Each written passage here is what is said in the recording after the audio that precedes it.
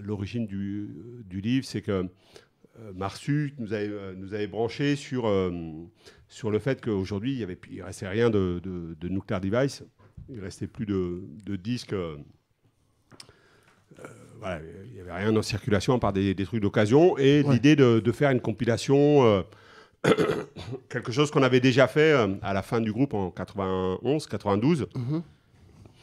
Et on s'était dit, ouais, pourquoi pas faire une compilation de titres du groupe, mais du coup, en l'enrichissant d'un livret, quelque chose où on puisse un peu se raconter, voilà, passer des images, des archives qu'on avait du groupe. Et puis le CD avec un livret est devenu un livre avec un CD à l'intérieur. Ouais, c'est ce qu'on n'a pas précisé. C'est vrai qu'un CD livré à l'intérieur 20 titres, de 20 titres, de morceaux choisis, parce que c'est pas toute la discographie. Hein. Bah, oui, en plus, Nuclear Device, c'est un des très rares groupes d'il y a 25-30 ans à ne pas s'être formé depuis. Ouais. C'était l'occasion aussi. Et qui ne se reformera pas. Non. Ceci est une information. Ah bon Charlie n'est pas forcément d'accord. Contrairement au Ludwig, Non. qui ne se sont jamais réformés. Ouais, ça sera la même. Qui n'ont jamais été réformés. Attends, tu nous donnes une information. Ah non, il a toujours dit. Donc voilà, c'était l'origine du bouquin, c'est ça.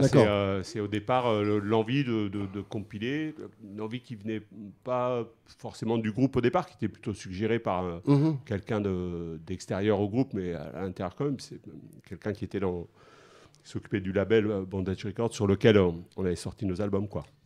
C'est parti comme ça. Et ça a duré 5 ans. C'est ce quelqu'un, non c'est qui ce quelqu'un? Marsu, je l'ai dit tout à l'heure. Oh merde. Merci Marsu. Et c'est pas. Il est raconté comment ce truc, parce qu'il y a un angle. Bah, en fait, oui. Donc après plusieurs pérégrinations. Pérégrinations. Oui, faut que je note ça. Il y a eu plusieurs. Voilà. Oui, c'est un mot qui compte double. Ils m'ont proposé donc d'écrire le livre. Et moi, comme je suis un tout petit peu plus né plus tard, un peu plus tard qu'eux, j'ai dit, moi je connaissais Nuclear Device évidemment voilà, mais j'ai dit, je plutôt raconter votre histoire alors que j'étais pas dans les parages du Mans à cette époque-là, j'étais dans ma banlieue parisienne. On va faire des interviews et puis vous allez raconter vous-même votre histoire, comme ça on n'est jamais mieux servi que par soi-même. Et du coup, c'est un collage de longues heures d'interview avec les membres du groupe, enfin les anciens membres du groupe, et puis avec l'entourage aussi, les copains, les copines. Ce qui est important d'avoir un autre point de vue aussi. Voilà, Kid Bravo qui avait produit le disque avec Bondage, Marsu, Dom qui s'occupait de la sécu des Berus à l'époque et tout ça. Enfin bref, quelques personnes. Hein, non, t'oublies les copines aussi. Oui, il y a les copines, j'ai dit les copines. Ah, t'as dit les copines, pardon. Voilà. Les parents aussi. Oui, aussi les parents de Pascal et Patrick qui sont frères en fait. Les deux membres du groupe. Leurs parents, c'est pas leurs parents qui sont frères, hein, c'est Pascal et Patrick. Pascal c'est déjà assez consanguin cette histoire comme ça. Pascal qui chantait dans le groupe et moi-même, on est frères et frères. Ouais. Ça veut dire frères et sœurs. Donc en fait, il manque qui alors dans les studios? Il en manque pas mal, parce qu'il manque Chris, le batteur, qui était là aujourd'hui, mais il rentrait au Mans ce soir. Donc Pascal, mon frère, qui était chanteur, ouais. Et Tchema, qui était guitariste sur la dernière période du groupe, les 6 derniers mois à peu près, Charlie, c'est ça? Ouais, c'est ça à peu près, ouais. Qui m'a remplacé à la guitare. Et qui manque. Et Jean-Marc aussi. Et Jean-Marc, putain. Lui, il est là depuis le début du groupe, il est au saxo. Ouais, voilà. On a tendance un peu à l'oublier. Non, pas du tout. Jean-Marc, il est arrivé un petit peu après il est arrivé un petit peu après la composition du groupe. On va pas rentrer dans les détails, mais ça. Oui, c'est celui qui a remplacé ma femme de l'ordre. Voilà, c'est vrai. Il n'a pas remplacé, mais. C'est une longue histoire. Ouais, c'est une longue histoire. Il y a un bouquin justement, donc il y a un bouquin, on évite de la raconter 12 fois, quoi. Un bouquin qui fait 120 pages, un couvercle cartonné. Plus que ça. À peu près. 168 pages. Cellule graphique. 170 pages, pardon. Ouais, 160, c'est le 7 qui était mal fait. T'as vu avec une couverture rigide et un dos carré collé. Qui permet CD à l'intérieur et une affiche à l'intérieur, 50-70, pour ceux qui l'ont commandé en souscription. Il y a les affiches qui traînent encore. Voilà. Tout ça édité par Libertalia, par BAO. La boîte à outils, c'est l'association de Patrick. C'est une D'accord. coédition avec Libertalia. Il y a aussi Folklore, la zone mondiale qui a participé et Crash Disc. D'accord. Tout ça pour un prix dérisoire. Dérisoire 25 roubles. 25 roubles. 25 €, ouais, Ouais. le bouquin avec le CD, Avec le CD, ouais. ce qui est un prix très honnête, je trouve. Bah, Je donc, disais c'est un- hier, c'est- je commence Blague à à... part, c'est un prix dans. C'est aussi le côté de faire un truc tout couleur et tout, dans l'esprit de l'époque où, effectivement, Mhm. bah voilà, les disques étaient faits au plus juste pour que tout le monde puisse. Enfin, que ce soit au moins le plus grand nombre puisse. Puisse participer. Ouais. Et puis Pour bon, ceux qui de ont pas toute façon aussi, d'argent, ils le volent. Pour ceux qui n'ont pas d'argent, c'est Voilà. ça. Il est distribué en Fnac. D'accord. Même à la FNAC de Monaco. C'est un bouquin un bouquin de souvenirs aussi. C'est un bouquin un peu nostalgique. Nostalgique, je crois, enfin, pour ma part, non, pas nostalgique, mais c'est un bouquin, ouais, où on revient sur cette époque, sur comment on l'a vécu. Enfin, on se raconte à travers ce livre. Alors, c'est difficile pour nous qui sommes de l'intérieur, mais j'ai l'impression Ouais. qu'on le fait de façon assez honnête et simple, quoi. Mhm. Voilà. De toute façon, on n'avait pas vraiment la main puisque l'idée, c'était de faire appel à Daniel, qui allait écrire, qui allait interroger les membres du groupe, les gens proches. Et après, il faisait son mix des propos qu'il avait récoltés. Et voilà, enfin, les retours qu'on a aujourd'hui sur le fond, en tout Ouais. cas, enfin, moi, ça me fait plaisir d'avoir ces retours-là, parce que c'était l'idée.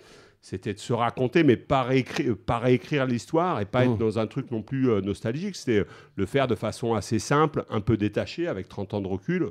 Et ça donnait, voilà, ça donne un bouquin qui est une suite de propos je pense, qui est assez dynamique à lire, quoi. Un peu dans la version de... Daniel le racontera, mais il s'était inspiré d'un bouquin. Enfin, il s'était inspiré. En tout cas, il avait un bouquin sur Métal Hurlant. Ouais, sur Métal Hurlant, qui avait fait le même Métal Hurlant. principe.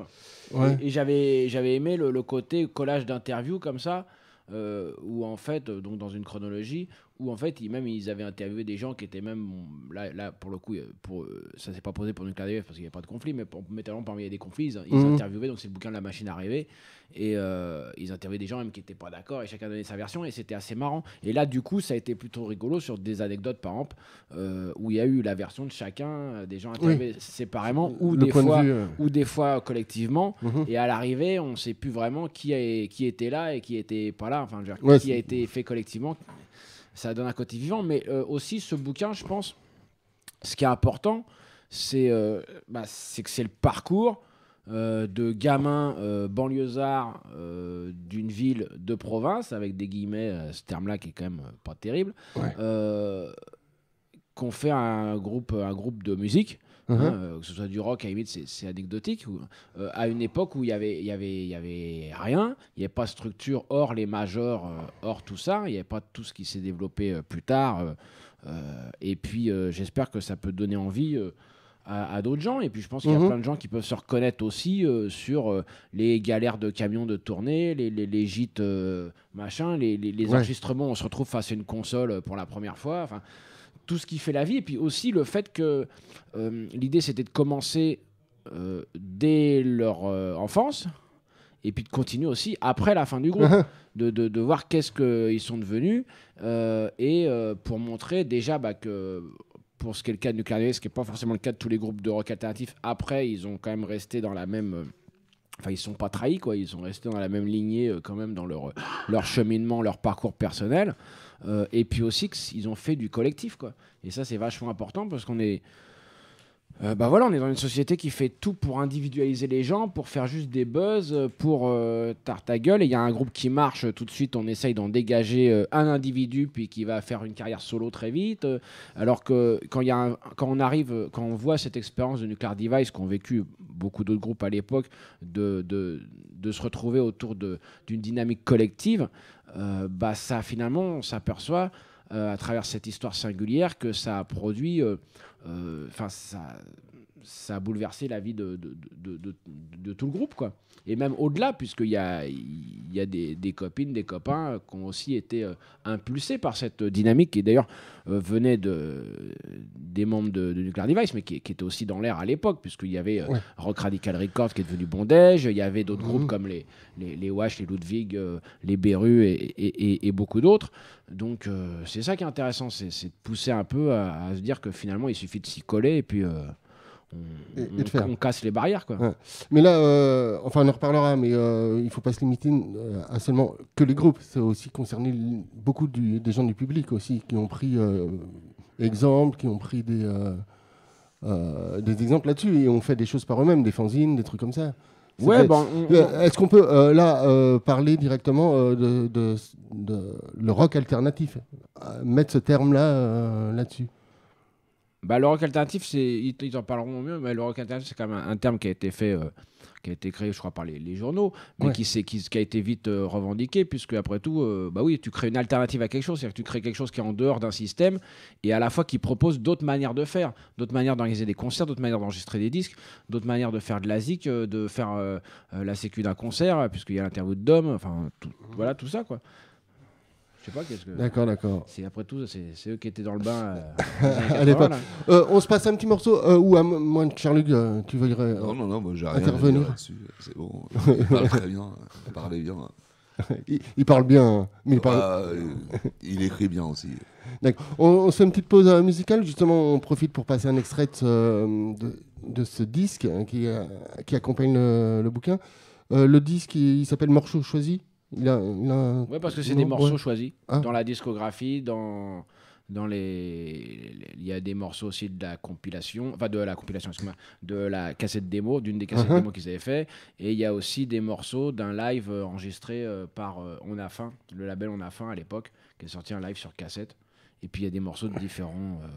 Ouais, on a voulu mettre des morceaux de toutes les, au moins tous les albums, toutes les périodes de ND. Donc ça va de la première démo à concert, des choses qu'on n'avait pas sorties avant. On a entendu un extrait du CD là, qui est livré avec le bouquin. Servitude nationale. Servitude nationale. Sur le service militaire. À l'époque, c'était encore le service militaire obligatoire pour tout le monde. Et qui se sont tous fait reformer. Ouais. Vous avez eu la chance de vous faire réformer. La chance, on y mettait les moyens, il faut dire, pour se faire réformer. C'est-à-dire qu'on prenait vraiment les choses en main. On arrivait à avoir dans notre entourage soit un psychiatre compatissant et militant qui nous aidait à... Mais on y allait à fond, quoi. On voulait surtout pas, à la fois pour des questions plus, ça tombait mal. Ça tombait mal. Et idéologiquement aussi, ça tombait. Ça tombait mal aussi. Donc on faisait en sorte de pas y aller, quoi. Et juste après, on a entendu une version reprise. Une reprise des Ludwig von 88, 17 plombs, tiré de 17 plombs pour péter les tubes. 17 plombs pour péter les tubes, ouais. Reprise de Je suis un évadé de Nuclear Device. De Nuclear Device. Et le point commun, c'est que c'est le même bassiste qui joue dans les deux groupes. Voilà, et si vous devinez son nom... si vous devinez son nom... et Charlie était bassiste dans Nuclear Device, et quand il a arrêté Nuclear Device, il a rejoint les Ludwig. Il était déjà nostalgique des Nuclear Device, donc il a proposé... Oui, et puis bon, sur ce morceau-là, j'étais pas tellement d'accord de la manière dont il l'avait fait, donc j'ai préféré... C'est un scoop, ça. Non, je déconne. T'étais pas d'accord? Non, c'était un morceau que j'aimais bien, déjà, et voilà, que Karim aimait bien, et que Bruno aimait bien, et que Jean-Mi aimait bien, et quand tout le monde aimait bien le truc, on lançait l'histoire. Et Pascal, donc le chanteur, mon frère, aime vachement la version de Ludwig, il la préfère de loin à la version de son groupe. C'est parce qu'il ne l'a pas vu sur scène, parce que sur scène, c'était quand même une imitation de Pascal. Il y a un geste là qui passe pas à la radio. D'accord. On va revenir un petit peu sur les origines parce qu'on voulait en parler, on ne l'a pas parlé, mais on n'en a pas parlé. Du morceau de Stranglers qu'on a passé juste après l'indicatif. Là. Tu voulais un petit peu peut-être donner ton point de vue là-dessus, puisque le morceau s'appelait Nuclear Device, donc vous en parlez aussi dans certaines interviews, comme quoi le nom vient de là. Ouais, en fait, le nom Nuclear Device vient de la chanson Nuclear Device du groupe Les Stranglers. Chris et moi, à l'époque, on était donc au lycée, on était assez fans des Stranglers et des Clash. Et voilà, c'est le nom, bon, qui était un nom qu'on aurait bien aimé changer, mais quand on a eu envie de changer ce nom, c'était déjà trop tard. On était un petit peu connus avec Nuclear Device, donc on l'a gardé, on l'a assumé. Mais bon, avoir un nom en anglais sur qui n'a pas tellement rapport avec... voilà, nous, on était un groupe qui chantions en français, en espagnol quelquefois, très rarement en anglais. Voilà, mais bon, on assumait aussi. Enfin, c'était un groupe important, Chris et moi. On était abonnés au journal des Stranglers, par exemple. C'était vraiment le groupe la qui nous a... fanbase. Hein ? Vous étiez dans la fanbase. Ouais, c'est ça. C'était vraiment le premier groupe... Ouais, c'est un groupe qui comptait pour nous, quoi. On reprenait d'ailleurs une chanson de Nuclear Device au tout début de Nuclear Device. Une chanson des Stranglers. Ils ont beaucoup repris Nuclear Device. On reprenait les Stranglers, une chanson qui s'appelait Hanging Around, en même temps qu'on reprenait les Redskins, et on devait reprendre Au Pairs et un morceau des Clash aussi, au tout début quand on a rencontré Charlie. Il y avait quoi, Au Père aussi? Hein? Au Père aussi. Au Père, ouais. It's Obvious, ouais. C'est un super groupe de nana. D'accord, ouais. Et on va remonter un petit peu, continuer un petit peu l'histoire. Le début de Nuclear Device, bon, ça fait comme il se fait, mais au début, vous rencontrez quand même des gens qui vous donnent un petit peu un coup de pied au cul pour dire oui, vous êtes un groupe qui vaut le coup et on fait quelque chose avec vous. L'histoire de Rock Radical Records ou de gens comme ça qui... Je sais pas, on a rencontré des gens, effectivement, mais bon, on les aurait pas rencontrés. Le groupe, il aurait eu lieu quand même. Il aurait peut-être pas aussi bien marché, mais bon, c'était on avait envie de faire de la musique ensemble, quoi. Oui, bien, ouais. C'est vrai que mais ça fait plaisir quand même. Enfin, bien sûr. Ça booste le. Il y a un des premiers. Ça fait pas plaisir. Un des tout premiers concerts de Nuclear Device, donc on joue dans un espèce de tremplin au Mans. Et il se trouve qu'à ce tremplin, il y a enfin, c'est pas un tremplin d'ailleurs, c'est un festival, je sais plus trop. Il y a les brigades qui jouent. Et c'est un festival, ouais. C'est un festival, ouais. Et donc il y a les brigades qui jouent. Nous, on connaissait un petit peu les brigades, mais pas plus que ça. On les voit sur scène et eux nous voient sur scène. Et à la fin du concert, nous branchent, quoi, en nous proposant d'enregistrer quelque chose sur leur label Rock Radical Records, donc qui était créé depuis assez peu pour leurs besoins à eux d'édition. Et nous, on était vachement contents parce que, qu'on nous propose, alors qu'on était un groupe tout émergent, et en plus, ils nous avaient un peu flattés, mais je pense que c'était sincère, en nous disant que c'était vachement mieux que Corazon Rebelde. Et Corazon Rebelde, pour nous, c'était un groupe qui jouait, qui jouait bien. Qui jouait bien, ouais, puis qui avait fait des trucs super bien. Et voilà, donc ça a commencé comme ça, quoi, la rencontre avec les gens des brigades, et Jean-Yves particulièrement, et Philippe, qui nous propose Et nous, on leur a répondu à l'époque, bon, on devait avoir un répertoire quand même assez restreint, on devait avoir 6-7 morceaux.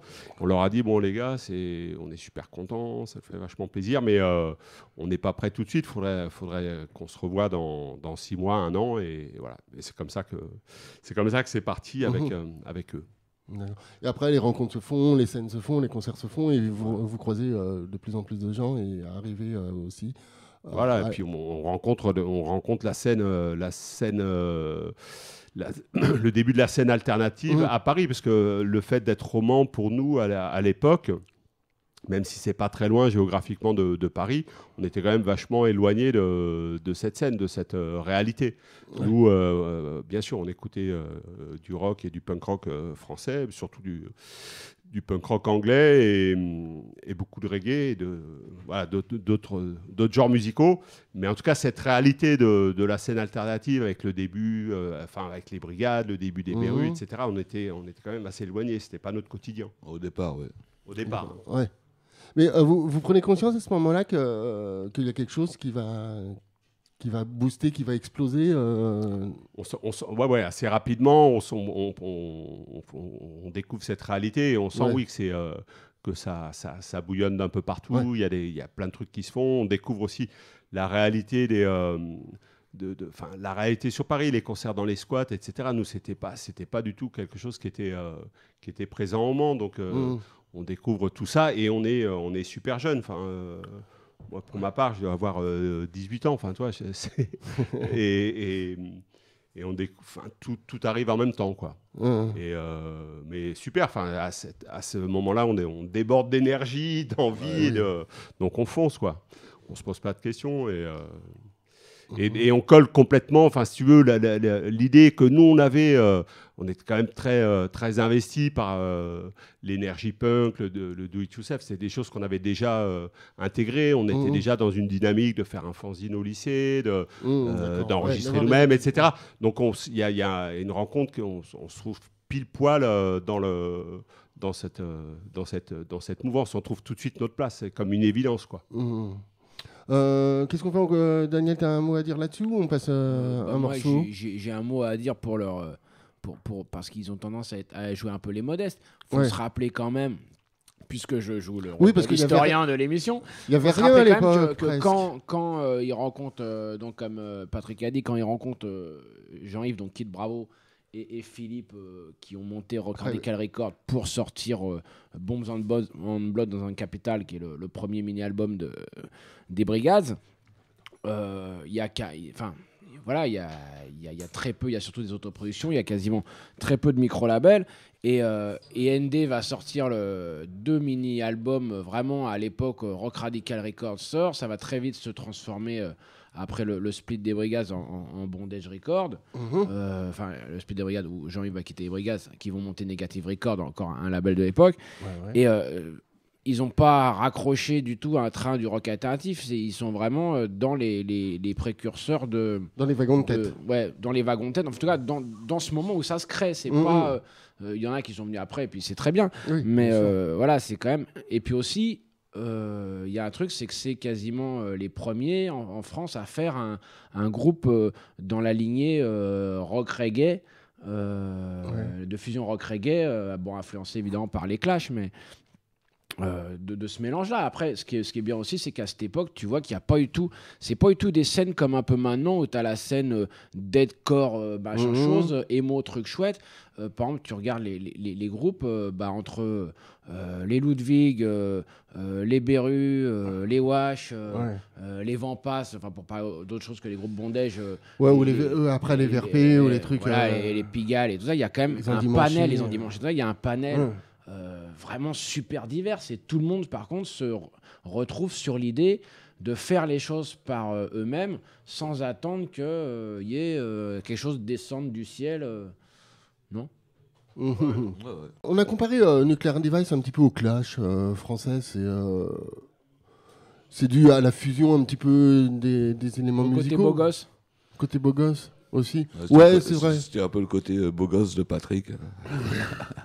Non, il y avait ça, il y avait dans la démarche, bien sûr, on fait partie de Nuclear Device, fait partie de ces groupes pour qui les Clash a vachement insufflé un truc, quoi. Je sais pas, je pense qu'il y a eu beaucoup de groupes qui ont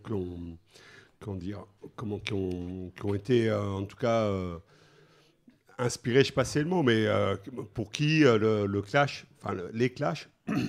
Le Clash. Ou le Clash, ouais. Parce que Jean-Vert va faire la gueule, là, hein, si tu dis les Clash. Ouais. Les Clash, on est en France, merde, on dit les Clash. Hein. Voilà, un groupe majeur qui a donné une impulsion, qui a fait des mix entre des musiques, qui était un mélange entre des musiques assez plurielles, on va dire. Ouais, c'était pas toujours évident, c'est peut-être un fort. Enfin, c'était pas d'être comparé à ce groupe, enfin, c'était quelque chose qui revenait souvent pour Nuclear Device, mais bon, on Ouais, c'est faisait peut-être avec quoi. Ouais, c'est peut-être le rapporter. Il y a pas de problème quoi. Enfin, Ils aimaient bien poser pas de avec des complexe chemises par rapport à bombées. ça, quoi. Non, parce que Nuclear Device, c'est le groupe, c'est la musique, mais il y a aussi l'esthétique qui va autour. Les habits, pardon. L'apparence L'image. scénique, l'image, l'apparence scénique, l'image aussi, le graphisme aussi qui tourne autour. Ouais, c'est un truc qui comptait beaucoup pour Nuclear Device. On était attaché à l'esthétique au sens large, c'est-à-dire aussi bien ce qu'on jouait, enfin ce qu'on composait, mais l'image était importante aussi. Sur scène, par exemple, on fabriquait des décors, on avait des choses, on fabriquait nos fringues aussi, on était voilà, enfin, tout ce qui était la communication, que ce soit nos affiches, nos pochettes de disques autour du groupe, c'est quelque chose auquel on prenait du temps pour le faire d'une certaine façon, et c'était assez contrôlé, assez maîtrisé. Bon, même si on était, on n'était pas des spécialistes, mais on s'est formé sur le tas, ouais, sur la question de l'image, quoi. Et de la musique aussi. Et de la musique aussi, oui, parce qu'au début, quand on se rencontre avec Charlu, donc Charlu, il arrivait, il avait déjà une expérience dans le reggae, c'était un vrai musicien dans le sens où il savait jouer. Oui. Ouais, il savait jouer, quoi. Ouais. Il savait jouer de la basse. Ouais. Nous, on était plus dans l'esprit, tu fais 3 accords, hein, tu montes ton groupe, et du coup, cette rencontre avec Charlu, ça donnait naissance à Nuclear Device.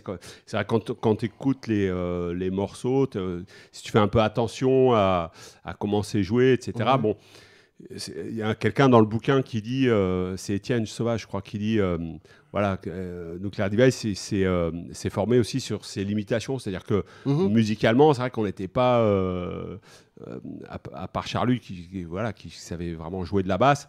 Non, on était un peu léger. Je précise, j'ai jamais su jouer de la basse.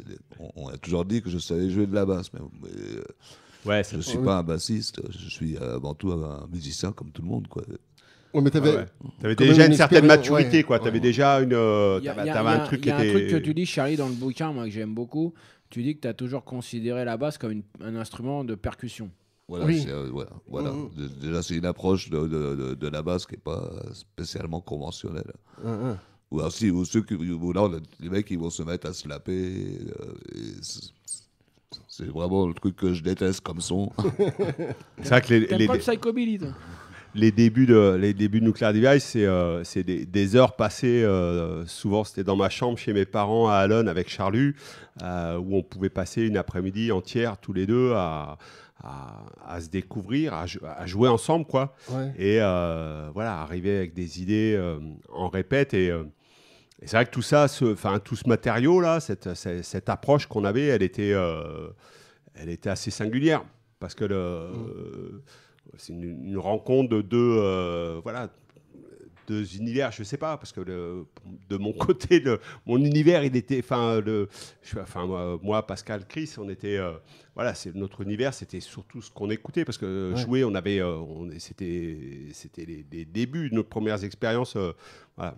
Et c'est cette rencontre qui s'est faite avec Charlu, je pense, qui donne le ton de la suite. D'accord. Ouais. Et la construction du groupe réel au niveau musical. Ouais, complètement. Au niveau musical et au niveau du reste aussi, parce que Charlu, il apporte aussi une dimension, je sais pas, on avait un truc, pour la faire très rapide, Chris, Pascal et moi, on était peut-être dans un truc un peu, comment dire, un petit peu rigide, tu vois, même politiquement, socialement, avec l'idée, bon, on était quand même des joueurs, on aimait bien déconner, faire la fête aussi, mais Charlu a apporté ce truc-là. J'étais pas le seul. Disons que dans le groupe, il y avait 2 gremlins. Il y avait Jean-Marc et puis moi, quoi, qui n'étions pas rigides. Ouais, et du coup, c'est vrai pas- que c'était cette énergie-là. Bah, ça fait une bonne osmose. Ça fait une bonne osmose, ouais, entre la fête, oui, mais la lutte aussi, quoi. Oui, voilà. Un petit peu, bon, on en parlera, L'inverse. ou l'inverse. Ou L'inverse. la lutte, oui, Ou mais l'inverse. la fête aussi. On parlera un petit peu du côté politique quand même, après la séquence musicale. On en refait une. Vous nous avez amené des choses, enfin, oui, c'est un petit peu On vos vient choix. d'écouter, Quoi. dans les 2 morceaux qui ont été passés, là, il y avait Oui, les c'est vrai, Redskins. on n'a Donc, pas lu. pour nous, c'était un groupe qu'on a bien aimé. Bon, c'était un groupe qui a une démarche quand même assez intéressante. C'est un groupe qui faisait du punk. Ouais. Et à un moment donné, ils se sont dit, bon, on fait du punk, on chante. Alors, la Révolution, ils étaient carrément ancrés gauche communiste, quoi. Enfin, trotskiste. Hein. Et Et- Worker, SWP. Et les gars, ils ont Parti. une démarche assez intéressante. Ils se disent, OK, nous, on fait de la musique pour la Révolution. Enfin, comme Ken Loach fait du cinéma pour Pour faire avancer les choses. faire avancer les choses. Et ils se disent, à un moment donné, ils font le constat de dire, ouais, mais on joue du punk rock, c'est limité, notre public, Ouais. voilà, il est quand même vachement restreint. Donc les mecs, ils se posent une question esthétique, ils se disent, bon, ben, on va arrêter de faire du punk rock un peu sauvage qui intéresse pas grand monde, et on va faire de la soul. Et c'est quand même assez rare d'avoir cette démarche de dire on va changer c'est un peu ça, hein, peut-être, je sais pas si je le dis, si ça s'est exactement passé comme ça, mais c'est quelque part se remettre en question sur ce qu'on joue, sur l'esthétique de ce qu'on joue pour la rendre plus accessible. Parce que la finalité, c'est toucher le plus grand nombre. Et effectivement, ça a marché parce que les Redskins, après avoir fait cette espèce de virage, ils sont rentrés dans les charts en Angleterre et du coup, bah, leur message a pu toucher Un un peu plus plus grand de nombre. monde, Ça leur a quand même permis de passer à une émission de télé, d'inviter un mineur gréviste à l'époque des D'accord. grèves des mineurs, dont le micro d'ailleurs a été coupé pendant son intervention, ça se trouve sur internet, c'est assez marrant. Enfin voilà, ça leur a permis une accessibilité, mais je pense qu'aussi c'était un goût personnel qu'ils avaient, ils sont pas dit tiens qu'est-ce qui marche en ce moment, Oui. on va le faire, tu vois, c'était l'expression de leur goût perso quoi. Oui, quand même, oui. Parce que sinon, Oui. c'est. Non, c'était pas complètement opportuniste, mais il y avait ce côté-là et qui est plutôt malin. Enfin, moi, je trouve ça, Oui, je trouve ça plutôt bien. Ils auraient ça dit- c'est l'entrisme trotskiste quoi, c'est en gros C'est un peu ça. c'est comme Jospin qui se dit tiens je vais rentrer au PS pour changer les choses de l'intérieur. Et à l'époque, on disait Oui, à l'époque. on parlait hors antenne en fait. On parlait en du bouquin. Ouais, on parlait du bouquin, mais c'est vrai qu'en antenne, on dit plein de choses, et puis après, on a du mal à les répéter à l'antenne. On a l'impression que le message est déjà passé. Mais non, on n'en a pas parlé. Le groupe Nuclear Device, on dit que, enfin, je sais pas si c'est une légende, c'est aussi quand même dit dans le bouquin que c'était le groupe le plus politisé du label Bondage. Ça s'est dit, ça? Non? Non, mais ils avaient une façade très politique avec des. Ils rebondissaient, si tu veux, ce qui est dit dans le bouquin, je sais plus qui le dit, mais Ouais. qu'en gros, Beru c'était plus un groupe à slogan. Ouais, le message direct, quoi. ND, il faisait quand même des chansons qui rebondissaient sur l'histoire espagnole, donc à l'époque, hein, voilà, l'apartheid, voilà, Habib Grimzi, hein, qui avait été, c'est cet immigré qui s'était fait jeter du train Bordeaux-Ventimille par des militaires. Qui avait été un fait divers, un crime raciste, hein, disons-le, parce que c'est pas vraiment un fait divers, qui avait beaucoup choqué à l'époque. Enfin, c'était toute cette époque. Et puis il y a une idée, ça c'était l'idée qui était déjà un camp de Patrick et que vraiment que beaucoup de gens ont trouvé très pertinente. Moi, le premier, quand je suis arrivé sur le projet, c'était que chaque tête de chapitre, donc c'est des chapitres, c'est découpé en chapitres qui prennent 2 ans, donc 80, 81, 82. D'accord, c'est 83. chronologique par contre. Voilà. Et si tu veux, chaque tête de chapitre, les membres de ND, donc là, moi, j'ai donné mon avis, mais très peu, c'est surtout les membres de ND, ont listé sur une page, en fait, pour chaque période de 2 ans, les faits marquants De l'actualité. De l'actualité, voilà, donc...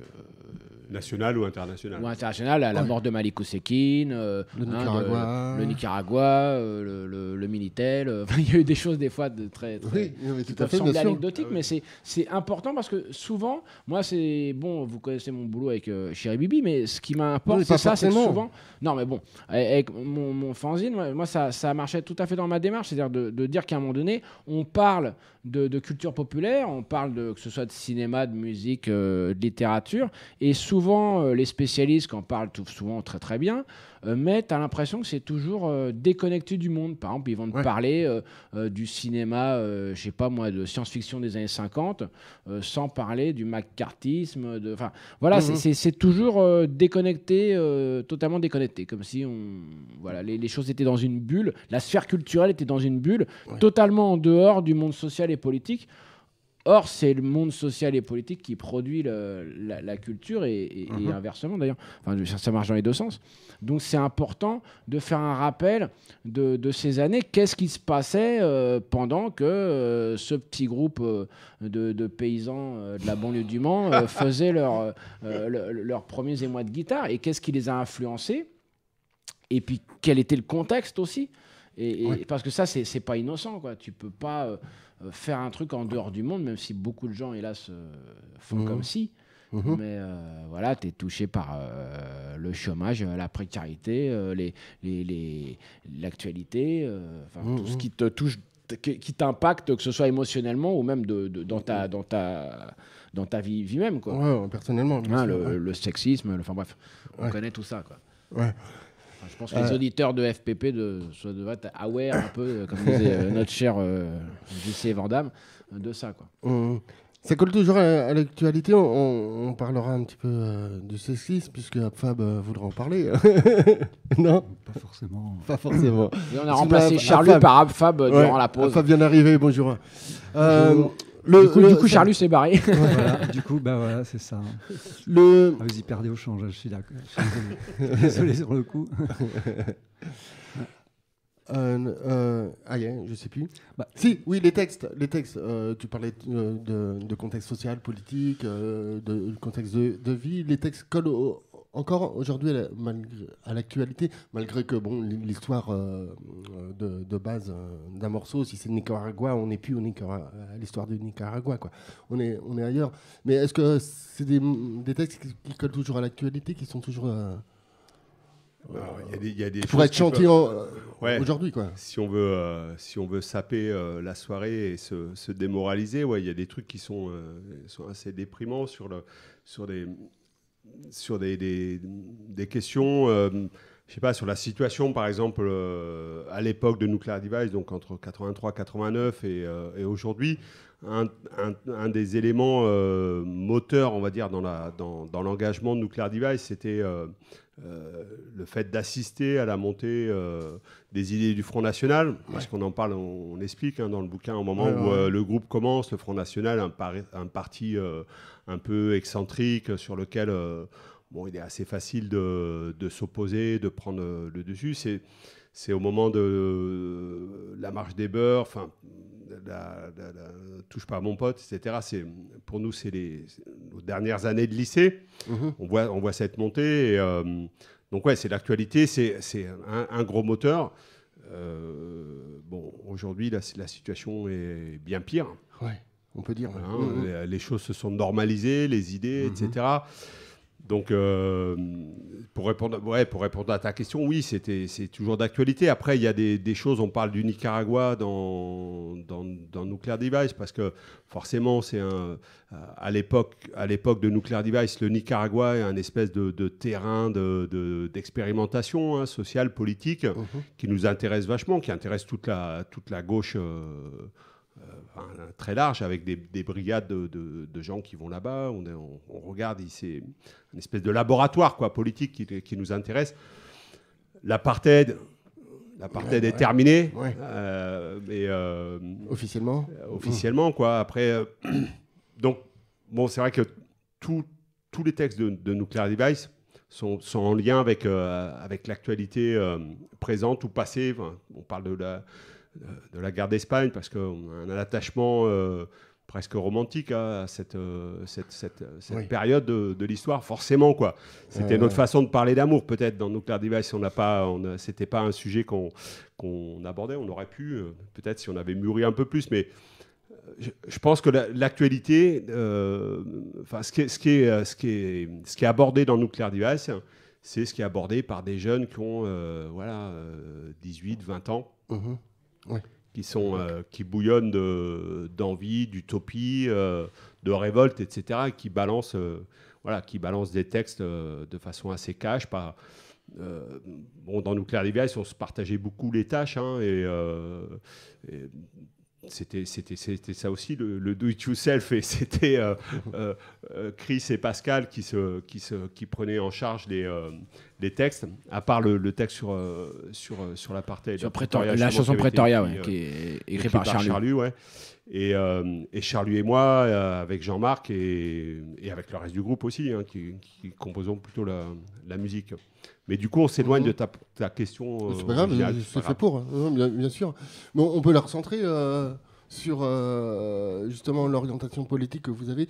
Et tu en parles toi-même sur les limitations de votre revendication ou de votre action là-dedans, que vous étiez arrivé à un moment confronté à une limitation politique, quoi. Aline le dit elle-même, page 93, exactement, que vous aviez une orientation, vous étiez porteur de message, mais pas super précis, pas super pointu.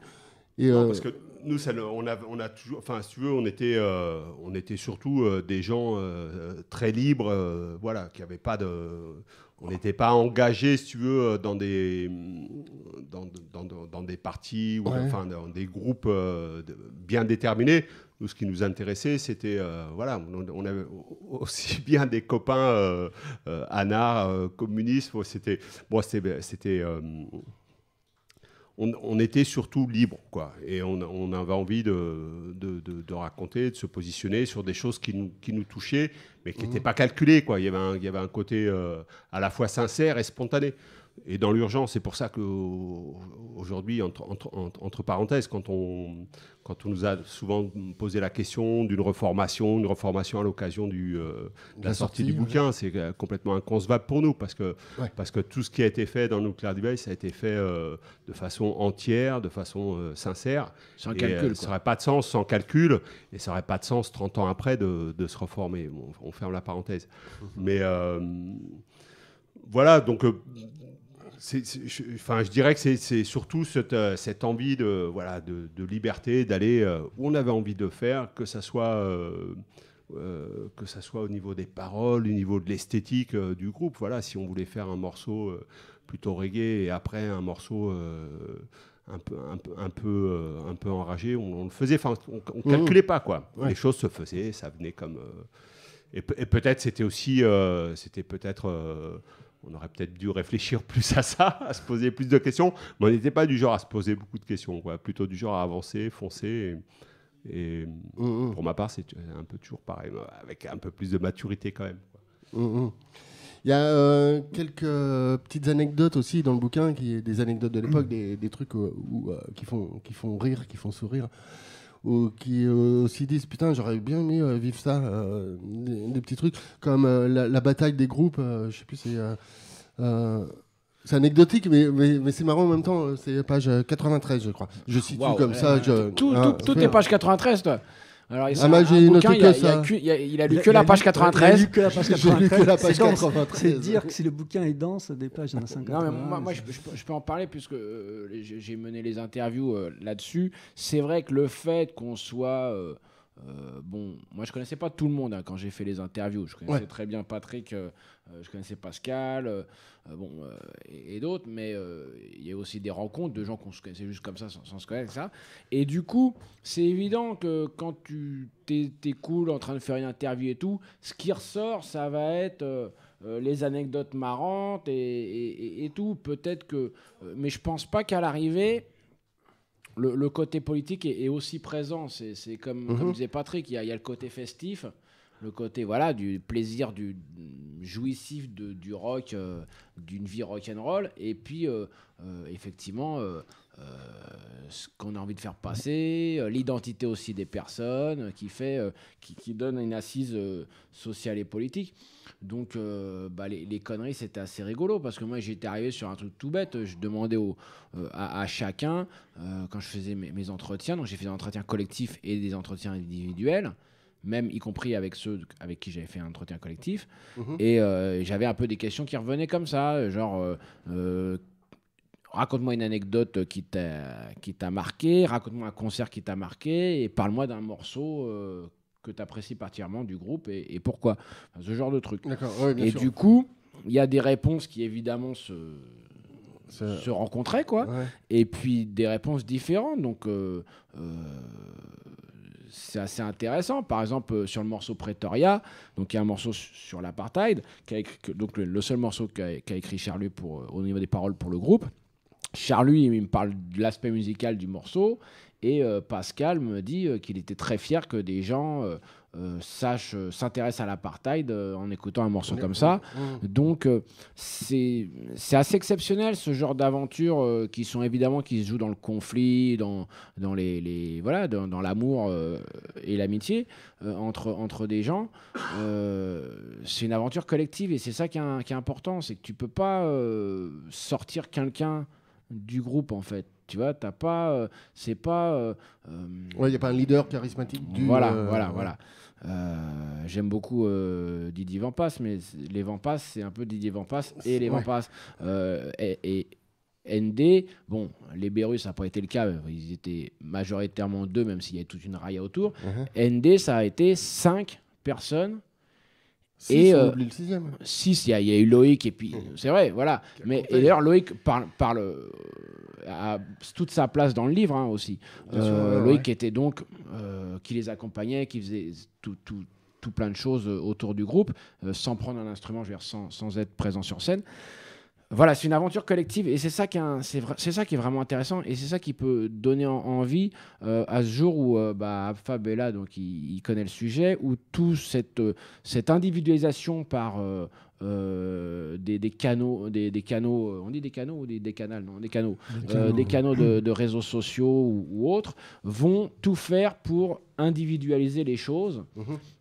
Et aussi, il faut savoir que le rock alternatif a été en quelque sorte, parmi d'autres choses, une réponse au fait que depuis la fin de 68 et de 70 et des mouvements sociaux, il y a une volonté politique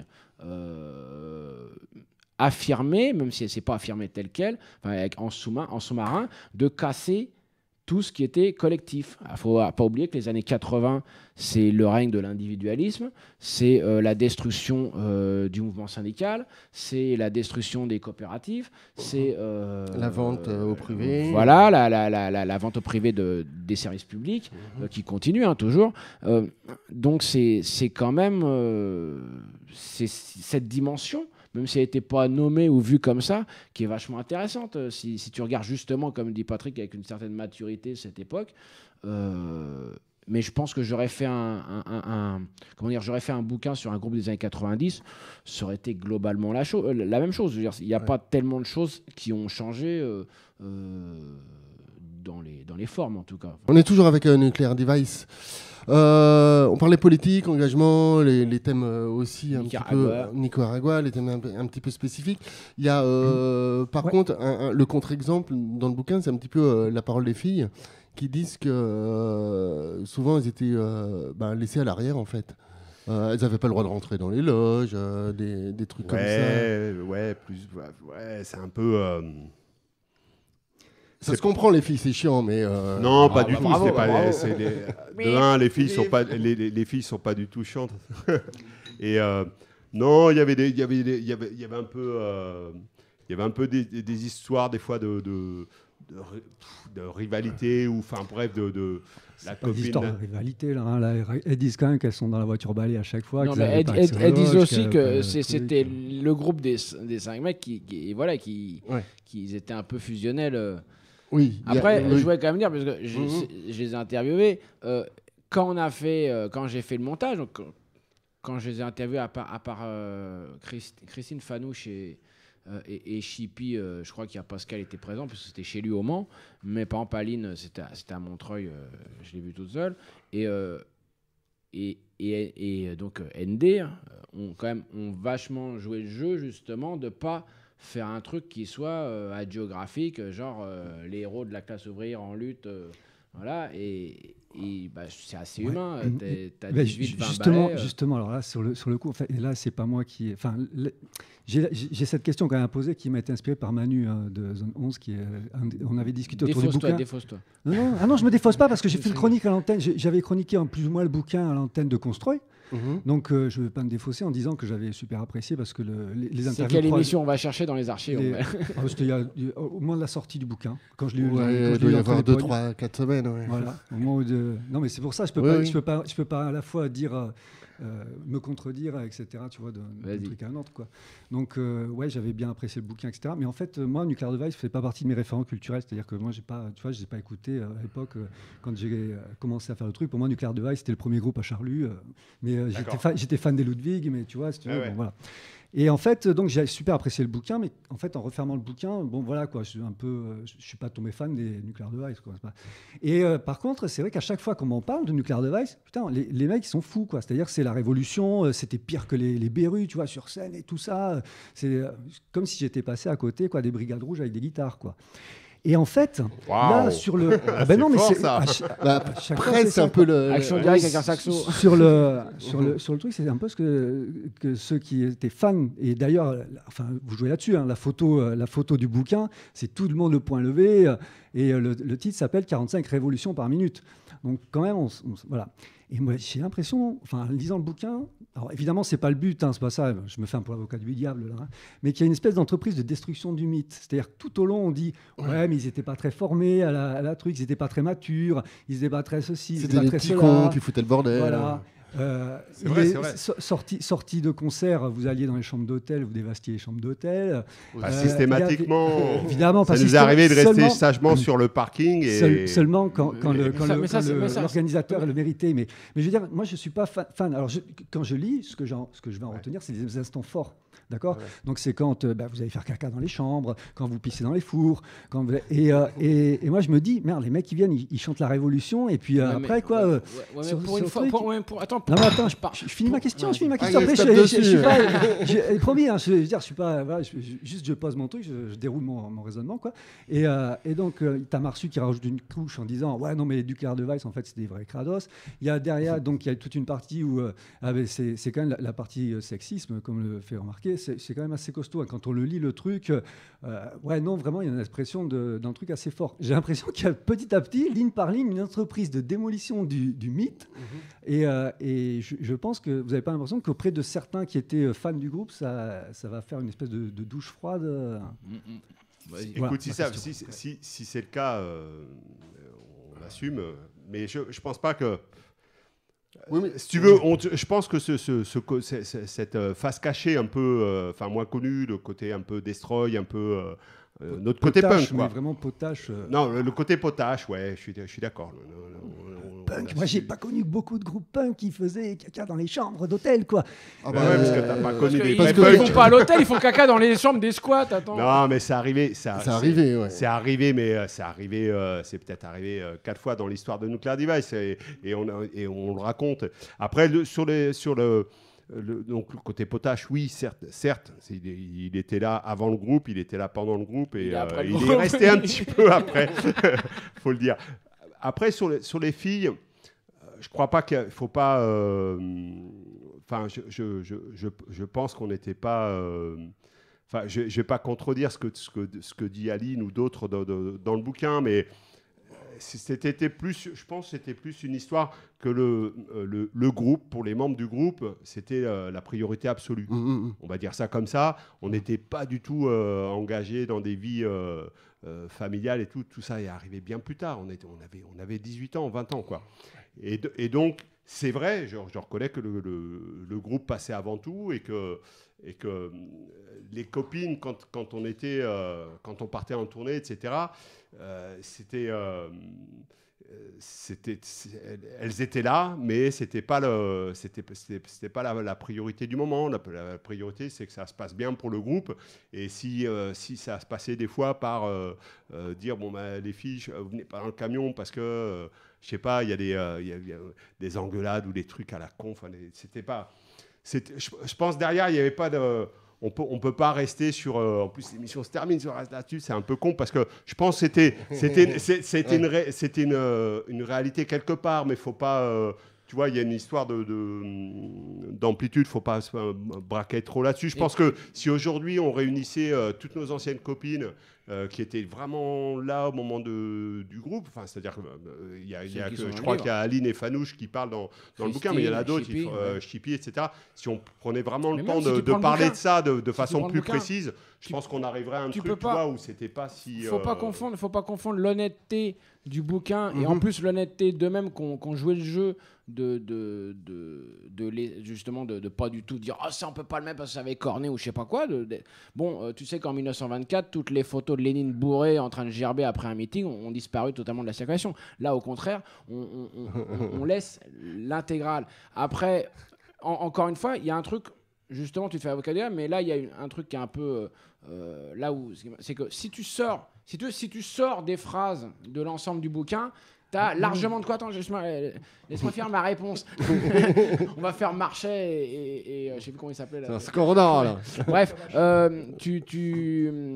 si tu sors une phrase comme ça pendant un truc, bien sûr qu'il y a largement de quoi leur tailler un costard. Mais si tu vois l'ensemble du bouquin, c'est quand même Aline qui finit le livre pour la sur notre positive. Et moi, j'ai vraiment tenu et parce que elle faisait aussi partie de toute cette complètement toute cette dynamique. C'est pas pour rien qu'elles ont été interviewées. Et si tu veux, tu peux évidemment sortir des trucs, mais dans l'ensemble, les choses sont quand même sur une énergie commune d'ados et jeunes adultes qui voilà qui Enfin, moi, je sais pas si on a toujours été des cadors de la révolution on est en 2015. C'est une histoire entre 82 et 89. Moi, je suis pas juge, je suis pas truc. Hein. Juste, moi, j'ai lu le bouquin. Je ressors du bouquin. Moi, j'entends les gens qui étaient fans de Nuclear Device et qui me disent voilà, le concert c'était ça, c'était pire que la Brigada quoi quand tu vas là-bas quoi.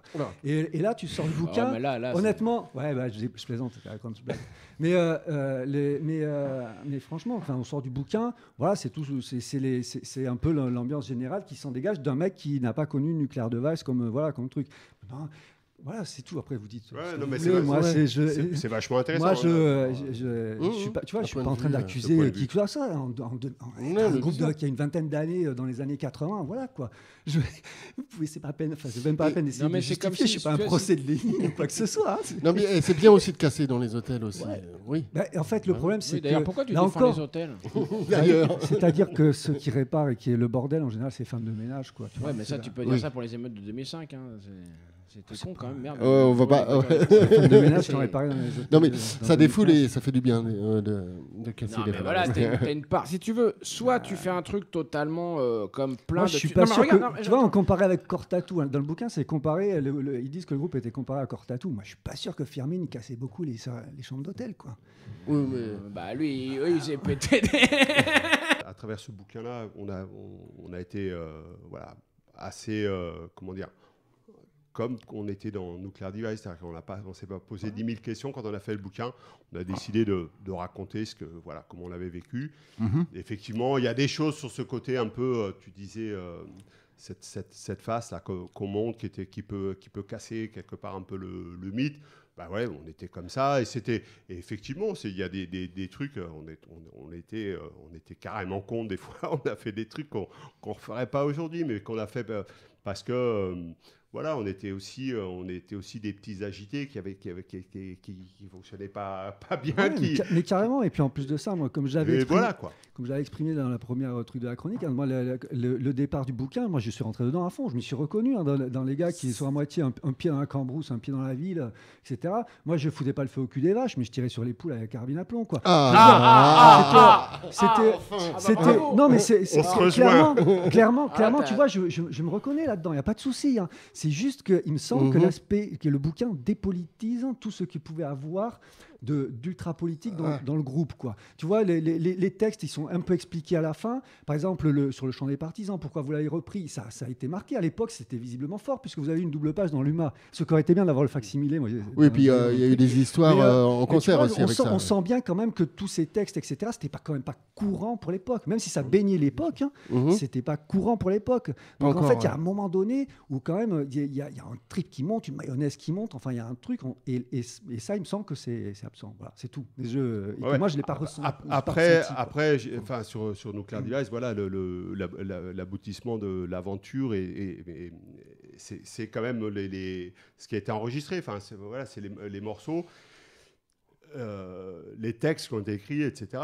Et après, ce qu'il y a derrière, la façon dont vivait le groupe, ce qui était moins connu, parce que ce qui était connu, c'était le groupe sur scène, les albums. Et ce truc-là, on le raconte, et voilà, on le raconte tel qu'on s'en souvient aujourd'hui, voilà, en l'assumant. Et l'assumer, ça ne veut pas dire qu'on a évolué depuis. Et effectivement, on a un regard critique un peu là-dessus aussi, en disant, oui, c'est vrai que des fois, on a été des petits cons, quoi. Mais c'est vraiment bien, c'est vraiment bien que ça, je pense, de le faire comme ça, parce que moi, je continue à penser sur ce bouquin que par rapport à, j'en parle un peu dans l'édito du livre, c'est que voilà, maintenant, tu as les bouquins qui sortent, c'est que des hagiographies où soit on en rajoute effectivement à fond dans le côté trash.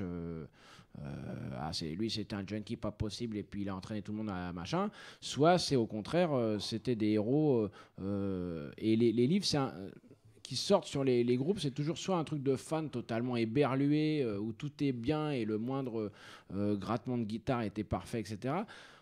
C'est la trajectoire de personnes à une époque donnée.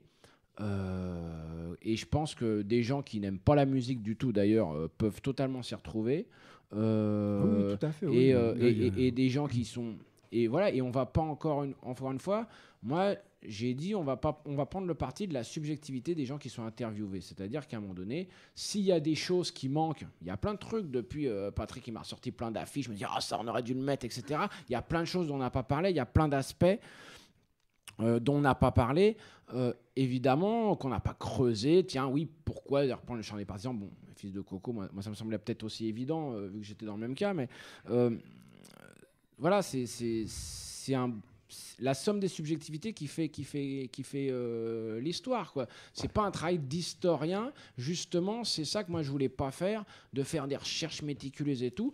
J'ai la parole, les gens racontent leur propre histoire, et s'il y a des oublis ou des manques. Non, mais lisez-le, procurez-vous le bouquin, lisez-le, faites-vous votre idée et prenez le temps, mettez-vous sur un parking avec le livre et là tu un pack de bière un pack de bière, le CD dans la bagnole et faites-vous votre propre idée, quoi. Il s'appelle 45 révolutions par minute, Nuclear Device 82-89, histoire d'un groupe rock alternatif, livré avec un CD 20 titres, écrit donc par Daniel Cherbibi qui est là et Pascal Kiox.